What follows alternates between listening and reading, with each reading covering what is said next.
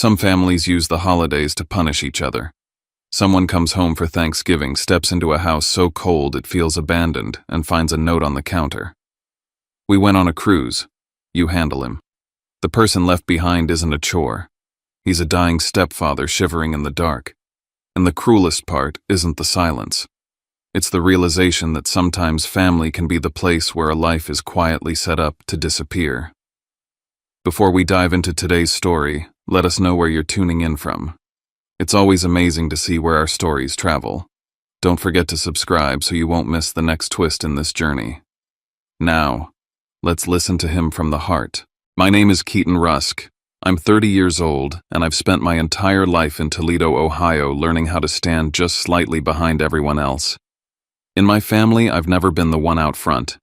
I'm the one who stays late to clean up what's left over, who fixes what breaks, who carries the weight when things get uncomfortable. I'm useful, reliable, necessary.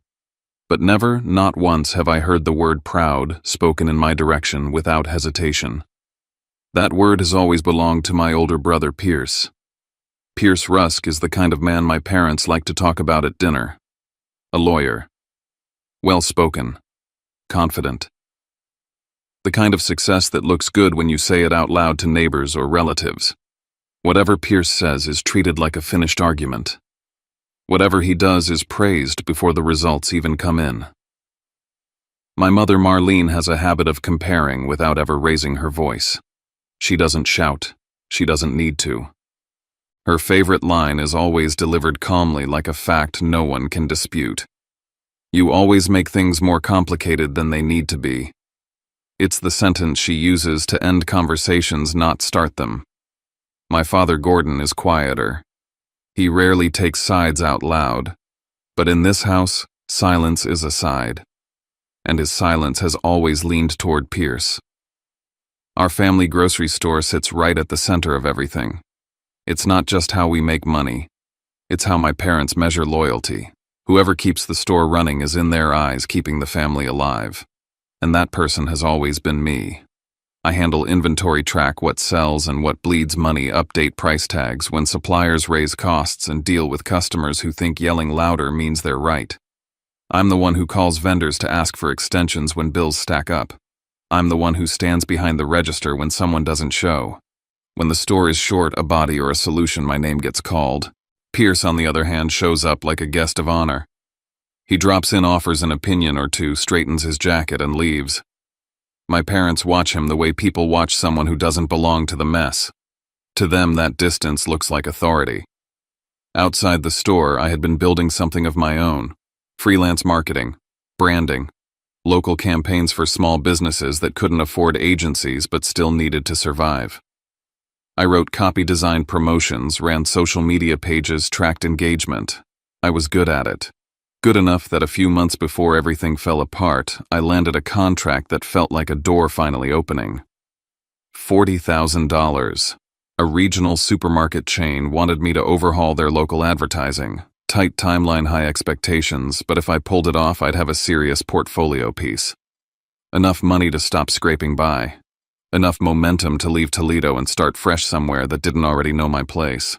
I remember sitting in a downtown coffee shop with my laptop open, the contract pulled up on the screen.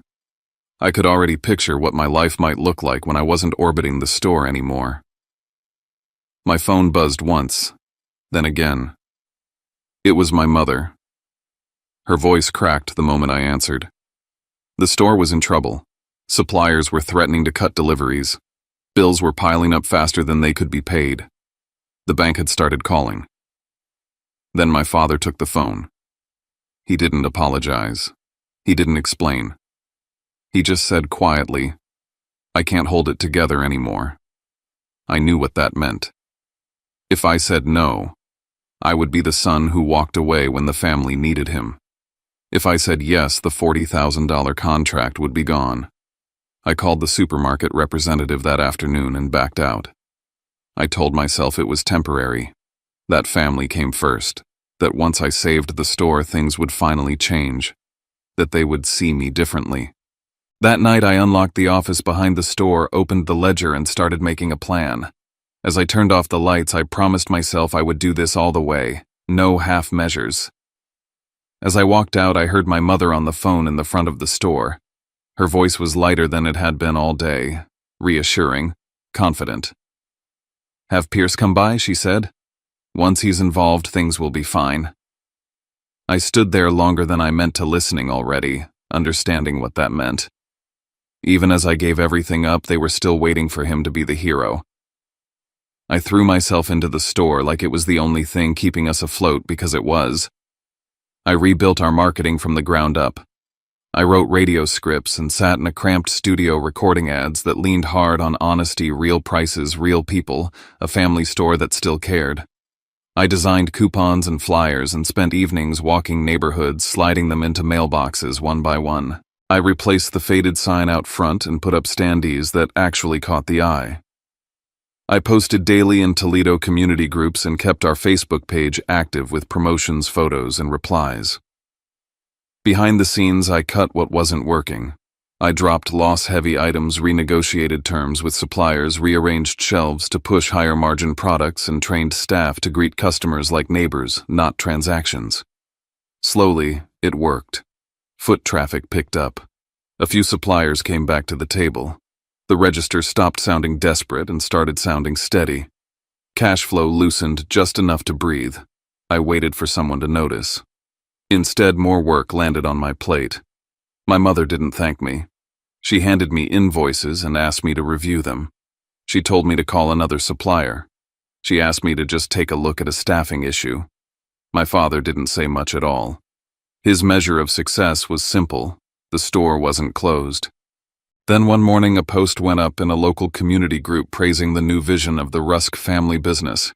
It talked about strategy, branding, direction. It credited Pierce. I stared at the screen, recognizing every idea as my own. The slogans, the promotions, the tone. I asked my mother why his name was attached to it. She barely looked up. "He's a lawyer," she said. "People trust him." The truth landed clean and sharp. I wasn't being seen. I was being reassigned. A few days later, my parents called a family meeting in the cramped office behind the store, where the safe sat bolted to the floor. My mother spoke like the decision had already been made. Starting next month, Pierce would be listed as manager. He would oversee operations. Pierce adjusted his tie and glanced around the room like it belonged to him. "You did okay, Keaton," he said, polite enough to hurt. My father avoided my eyes and nodded. I stood there realizing I'd pulled a sinking ship back from the edge just so someone else could take the wheel. I told myself it was fine, that the store was alive. That mattered. That maybe this was how they'd see my value, quietly. I kept working. That's when Drew Callahan finally said what I'd been avoiding. We sat in a worn diner booth, vinyl cracked with age. He didn't soften it. "They don't love you for who you are," he said. "They keep you because you're useful." I didn't argue. I couldn't. A week later, my mother mentioned Pierce's upcoming wedding to Sienna Caraway. She said it casually, like an afterthought. The family wanted it to be impressive, something people would talk about.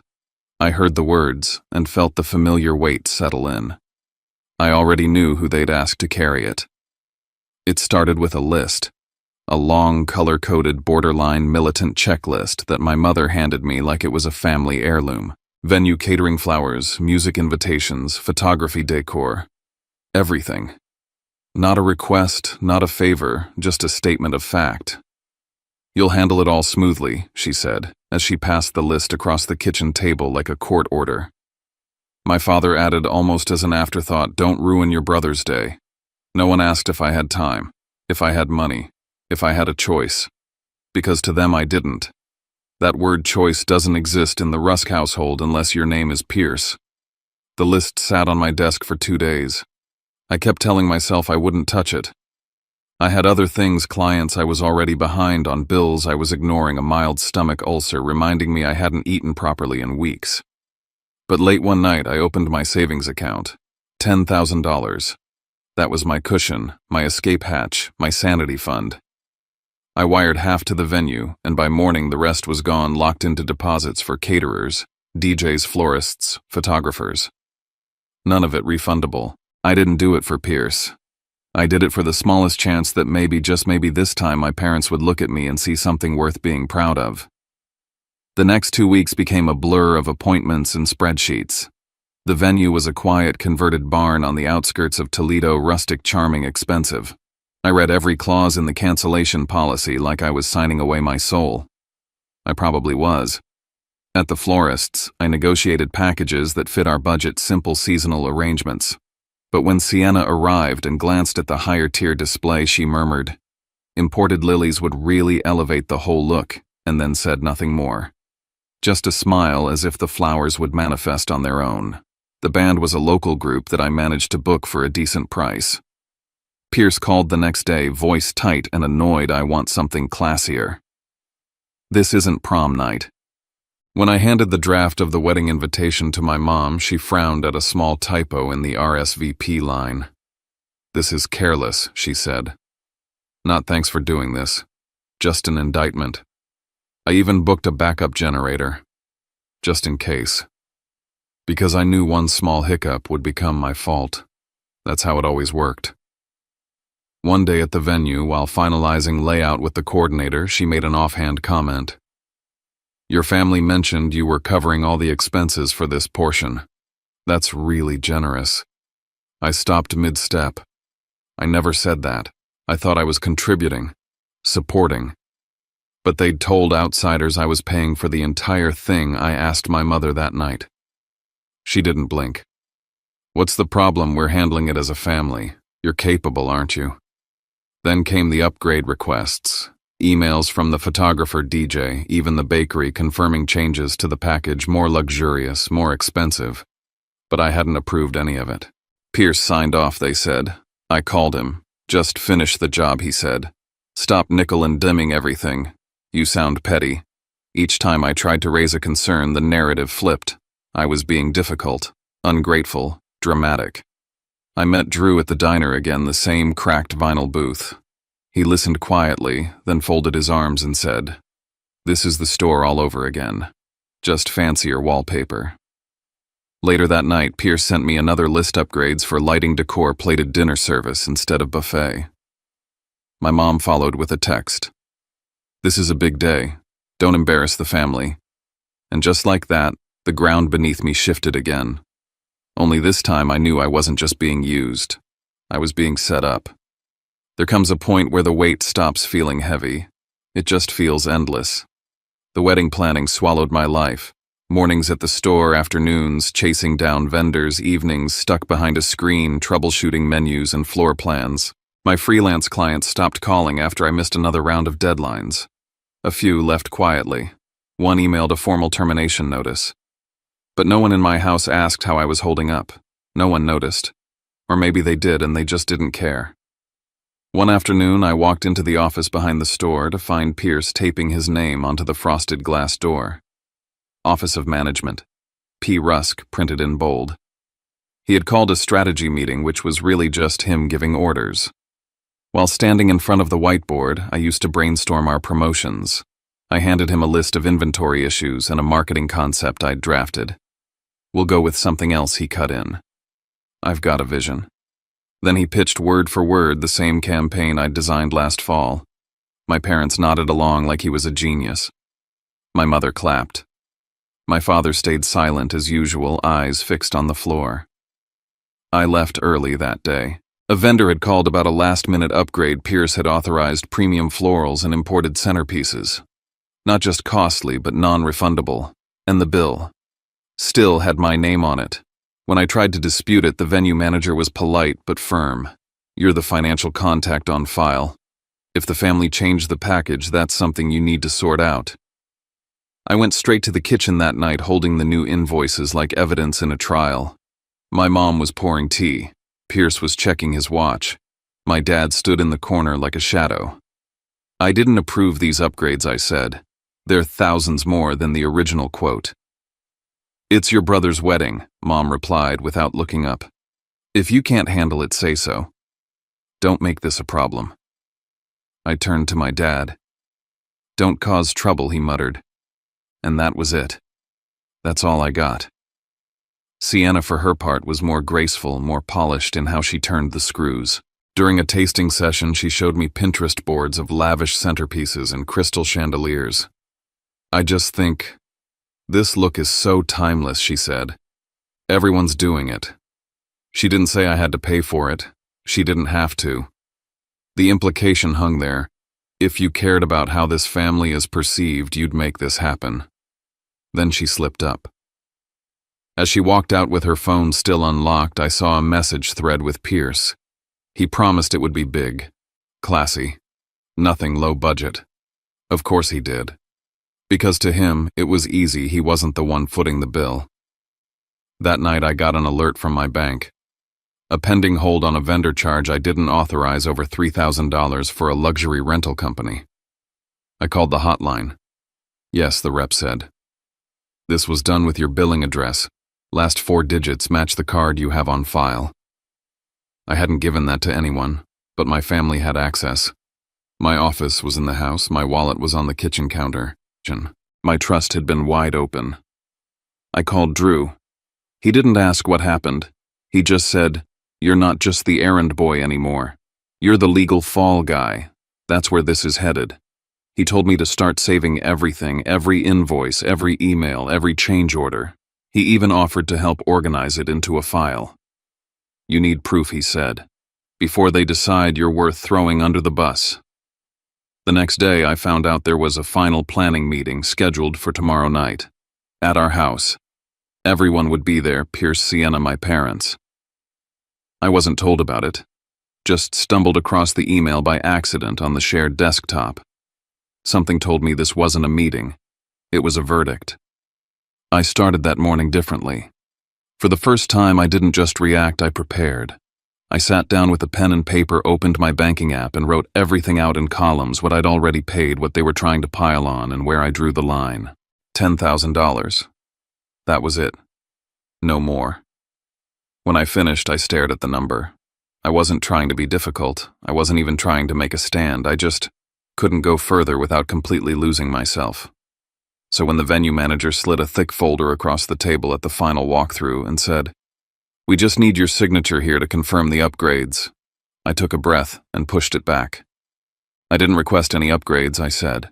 His eyebrows went up. "Your mother and brother confirmed them last week. We've already ordered materials and scheduled the setup crew. If you don't sign, it'll be considered a late cancellation. There's a 70% penalty clause." My stomach dropped. But I didn't approve those changes. I didn't sign anything. They said you'd be covering everything. It's in the notes. And right on cue, Pierce walked in like it was choreographed. He clapped the manager on the shoulder and said with a laugh that felt more like a blade, "My brother just likes making things complicated." Then Marlene added as if I weren't even in the room, "He's always been sensitive. Don't mind him." In that moment, I realized something bone deep. They were painting me into a corner. Every sarcastic comment, every passive dig, it wasn't just cruelty. It was strategy. They were building a version of me that no one would take seriously. So when things fell apart, they'd already prepped the narrative. It's just him. He's unstable. He couldn't handle the pressure. I left that walkthrough with a pounding in my chest and a weight I couldn't shake. That night I pulled every contract I'd signed, reread every clause, every signature block. And what I found chilled me. There were clauses about penalties, about guarantees, about who held liability for final payment. And in more than a few, my name was the only one listed. My contact info, my address, my email. They'd used me more than I even realized. The next day, the bakery called about a delayed payment. Then the DJ emailed confused about a new sound package I hadn't heard of. It wasn't just the wedding spinning out, it was the family store too. We had supplier issues, stock shortages, a part-time cashier who'd quit with no notice, and Pierce. He fumbled everything. When vendors pushed back, he sent angry emails or ghosted them. When customers complained, he blamed the staff. Then he turned around and accused me of abandoning the store. Marlene stepped in like it was an emergency board meeting. "You need to be more involved," she snapped. "This family needs you to hold things together." Right. Now I was good enough. They didn't want me at the table, but they needed me under it, holding the legs steady. That's when Drew sent the screenshots. A post in a local Toledo wedding group. A vendor gushing about how generous the groom's brother has been with everything. A comment below it, I heard he's handling the entire budget. What a rock for his family. Pierce's name wasn't mentioned. Mine was. I didn't respond. I didn't share or react or confront. Instead, I just stared at the screen and felt the story lock into place. Outside the house, I was the good brother, the reliable one. Inside, I was disposable, convenient, quiet. That night, a text came in from Pierce. It wasn't a question, it was a list.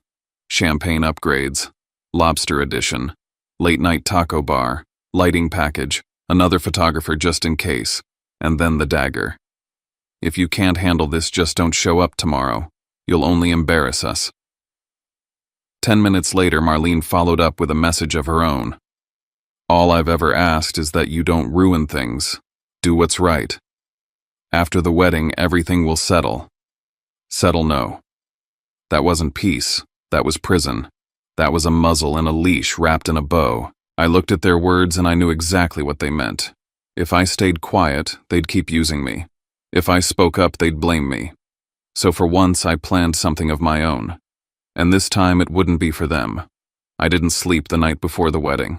I was up tracking invoices, handling refund requests from a supplier we hadn't paid, fielding frantic texts from 2 employees threatening to quit. I was burnt out. But strangely, I wasn't panicked anymore. Something inside me had burned away. I kept asking myself, what if I disappeared right now? What would they actually do? Then the final wave hit. A vendor called to confirm last-minute additions. Seafood platter, imported wines, a second-tier photographer, an upgraded sound rig, all under my name. They weren't even hiding it now. Marlene had called directly, signed off, and sent the invoice to my email. That afternoon, I found Gordon in the kitchen, alone. He was organizing receipts like nothing was happening.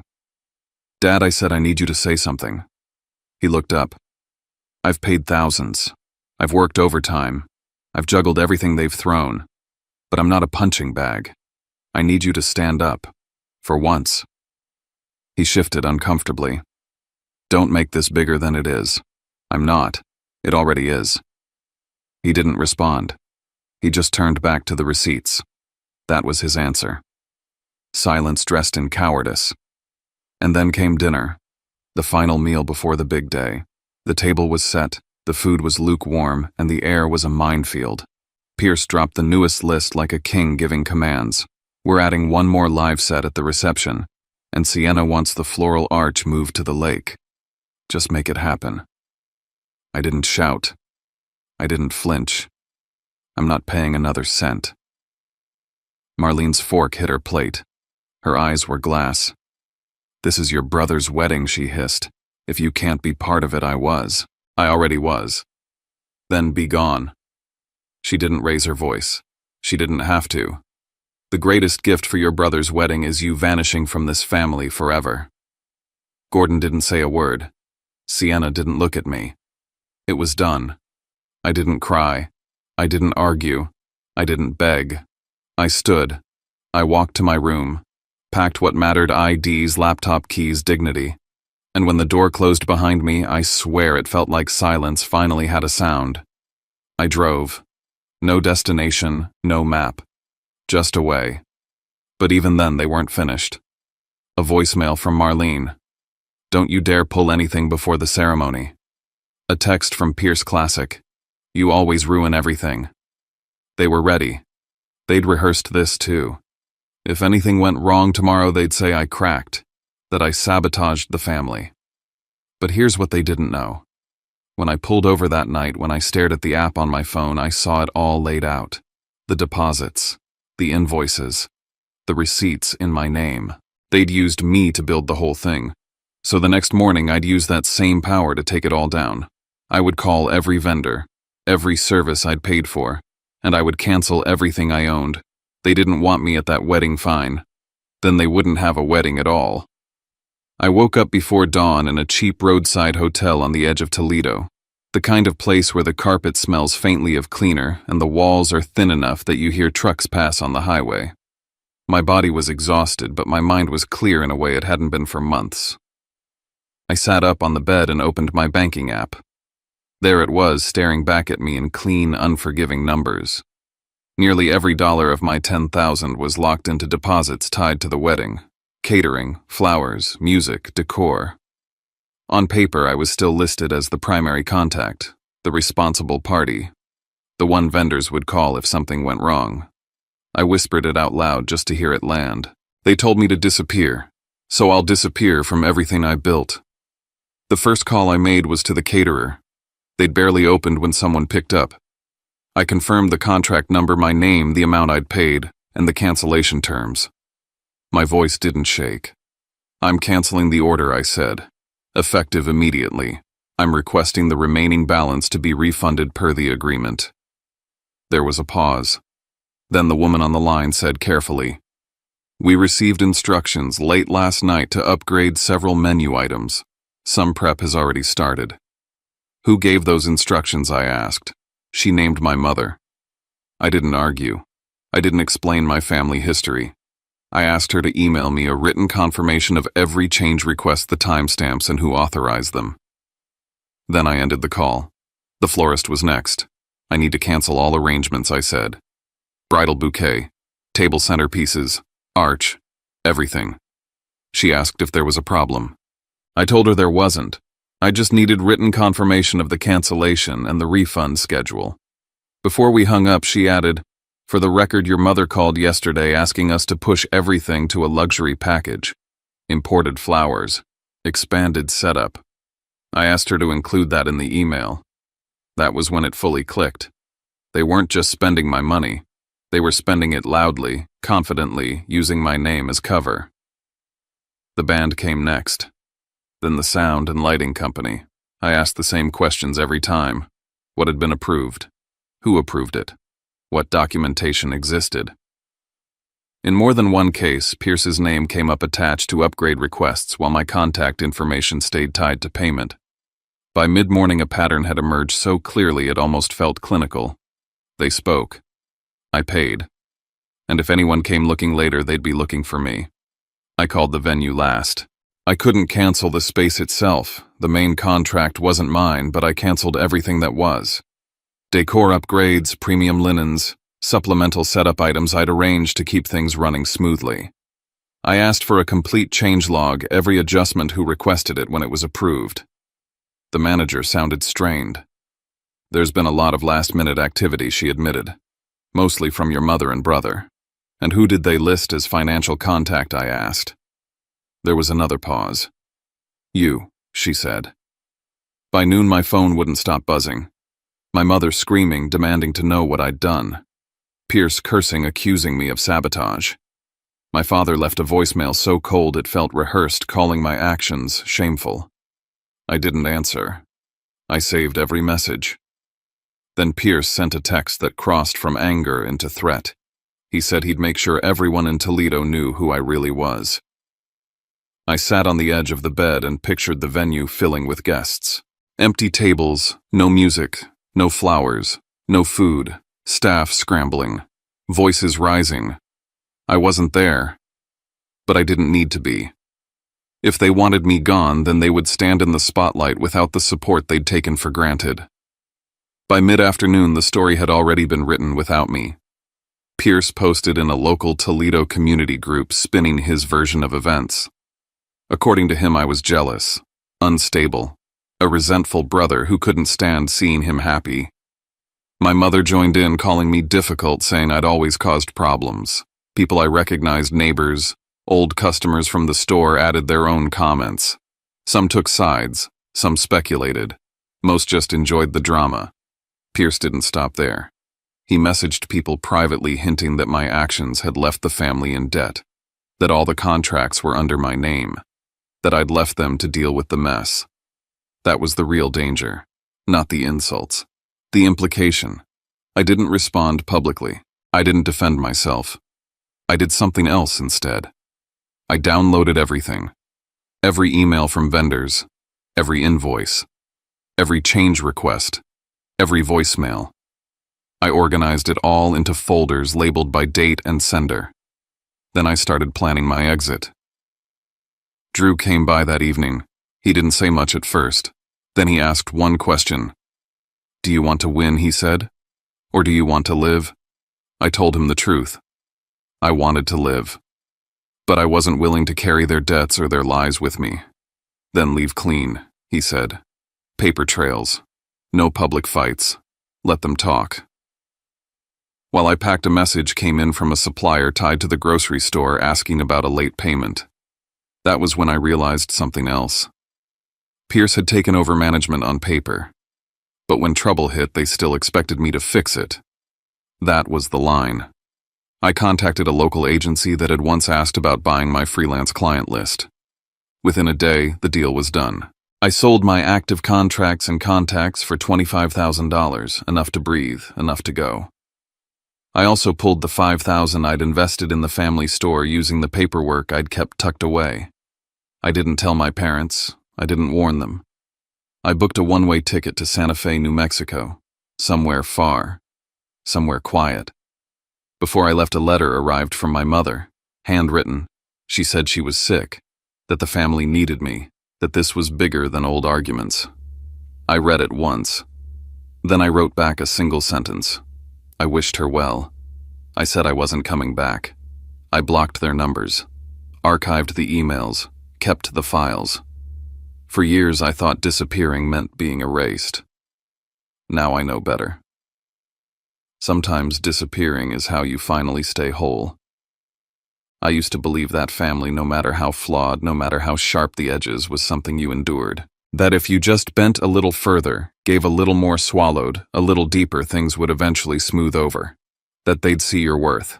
That if you stayed long enough, loyal enough, quiet enough, they'd love you right.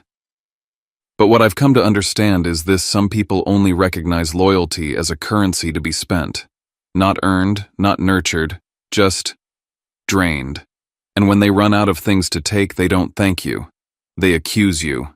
They turn the story inside out until you're the villain, until the bruises on your back from carrying them become proof that you fell, that you failed. That's what happened to me.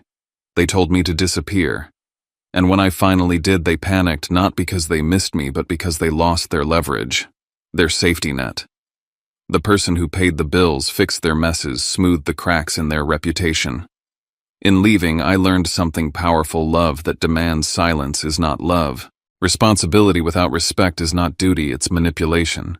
And family that only wants you as long as you're useful isn't family at all. It's a system, a machine. One that doesn't notice when you're bleeding, only when you stop producing. So I walked away. Not because I stopped loving them, but because I started loving myself enough not to be collateral in their dysfunction. I didn't leave in a storm of anger. I left in stillness. With receipts, with records, with a backbone that took years to build. I left with enough distance to see the truth clearly for the first time. I used to think starting over meant failure. That if I moved to a new city, changed my number, closed the door, I was running away. But now I know it wasn't escape. It was return. A return to myself. Because I'm not the roles they assigned me. I'm not the scapegoat. I'm not the problem solver on demand. I'm not the quiet one in the corner who always forgives. I am a whole person. I have boundaries. I have a future that doesn't need their permission to unfold. And in Santa Fe, every morning that I wake up without dread in my chest, every night I sleep without rehearsing my defense, I realize peace isn't earned through endurance. It's claimed through choice. So if you're listening to this and you've ever felt guilty for pulling back, for saying no, for choosing yourself, I want you to know you're not wrong. You're not selfish. You're just learning how to stop bleeding for people who wouldn't bandage you if you were the one on the floor. Some endings don't come with closure. Some apologies never arrive. Some truths get twisted until you hardly recognize them. But none of that defines you. What defines you is what you choose next. And me, I chose the door. I chose the silence. I chose the long road out of town. And somewhere along that road, without even realizing it, I found something that all those years of sacrifice had nearly buried. I found myself. There's something about hearing a story like that, it lingers, doesn't it? Not because of the drama, but because deep down many of us know what it feels like to carry too much for too long. To be told we owe our silence, our energy, even our absence, just to keep the peace. And yet peace built on quiet sacrifice isn't peace at all, it's a slow erasure. What we've just heard isn't about revenge or bitterness. It's about reclaiming the right to exist fully without needing anyone's permission. Sometimes the kindest thing we can do for ourselves and for others is to step away with grace. Not to punish, not to prove a point, but simply to breathe again. To draw a line where we were once only seen as a resource. These stories remind us boundaries are not walls, they're doors. And when one closes, we just might find the courage to open another. One that leads us back to who we really are. If something in this story touched you or made you reflect and you feel like sharing just a few words, if you'd like, we read every comment. And if you'd like to walk with us through more voices like this, you're warmly invited to subscribe. This is a space for stories, but more than that, it's a space for listening. Until next time, take care of your heart, and we'll see you again soon.